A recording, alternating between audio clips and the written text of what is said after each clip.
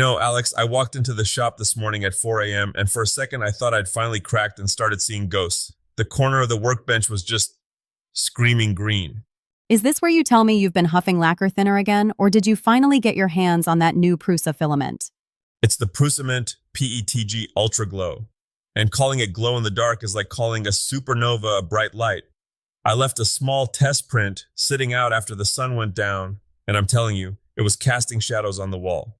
At $83 a spool, it's definitely not what you're using to print 100 fidget spinners, but man, it feels like holding a piece of the future. $83 for an 800-gram spool? Tiger, that's not a filament purchase. That's a monthly subscription to a mid-range gym. Who is actually buying this? Is it for people who want to find their keys during an apocalypse? It's the Ultra Glow factor. Usually glow stuff looks like a tired firefly after 10 minutes. This stuff has legs. I'm thinking safety markers on the floor of a dark shop, or maybe high-end art pieces, where the luminescence is actually part of the design, not just a gimmick. It's dense, it's heavy, and it's got that PETG toughness. Okay, I'll give you the glow. But what about the Quicksilver TPU from Bamboo? I saw the photos. It looks like someone melted down a T1000 from Terminator and wound it onto a spool. It is hauntingly beautiful. Usually when you want a metallic look, you have to go with a rigid PLA that's about as flexible as a saltine cracker. But this is TPU 90A. It's got that rubbery squash, but it looks like liquid metal. I printed a custom gasket for an old motorcycle headlight housing yesterday, just to see, and it looked like a high-end chrome component until you touched it and it squished. So we've got glowing ghosts and liquid metal. Are we making tools or filming a sci-fi movie? We're making whatever the imagination allows, which brings me to this freebie I found, Spiral Betty. Okay, Spiral Betty sounds like a name for a very specific type of grandmother who grows prize-winning zucchini. What is it actually? It's a web tool that takes any photo, your kid, your dog, your favorite wrench, and turns it into a single, continuous spiral SVG. When you 3D print it, just 1 or 2 layers thick, it looks like a textured disc. But the second you hold it up to a light, the image pops out with this incredible depth. It's like a lithophane, but way faster to print. I did one of my grandfather's old lathe, and I've spent more time staring at it today than actually working. Wait, so it's a hidden image? That's actually a brilliant gift idea. And I'm guessing it doesn't cost $83 to use the software? Totally free. It's the kind of thing that makes you look like a wizard while you're actually just letting the algorithm do the heavy lifting. Speaking of heavy lifting, you've been spending a lot of time in the welding boots lately. I saw the notes from the inspection expo and conference. It sounds like the cool kids in welding aren't actually the ones holding the torches anymore. It's a hard truth to swallow when you love the smell of ozone, but the real weight and the real paycheck is in the clipboard. The IEC this year was a bit of a wake-up call regarding the legal side of things. If you're a certified welding inspector, you aren't just checking beads. You're the gatekeeper against catastrophic failure. That sounds stressful.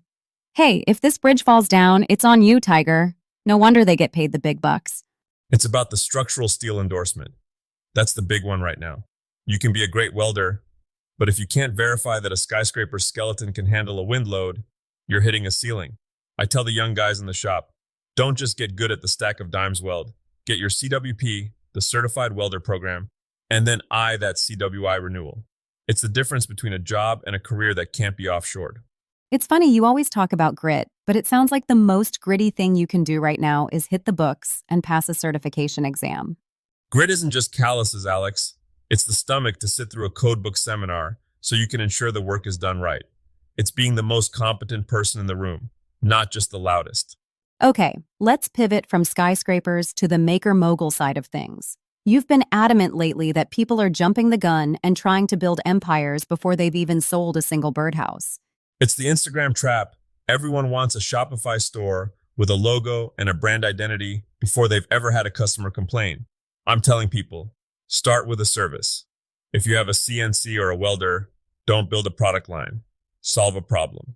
So, instead of making Tiger's bespoke cutting boards, I should just tell my neighbor I can fix his broken lawnmower deck? Exactly. Look, a service is a low-risk way to find out what people actually value. If I offer custom CAD design or CNC routing for other makers, I don't have any inventory sitting on a shelf gathering dust. I'm getting paid for my time and my brain. Once you realize people keep asking you the same 5 questions, that's when you pivot. That's where the course correction comes in. You mentioned digital products. That's the dream, isn't it? I spent years showing people how to tune up a bandsaw one-on-one. I finally realized I was saying the same thing 50 times. If you film that, package it, and put it online, you're helping more people while you're actually out in the shop playing with your glowing filament. It's about taking the knowledge that's stuck in your head and turning it into an asset.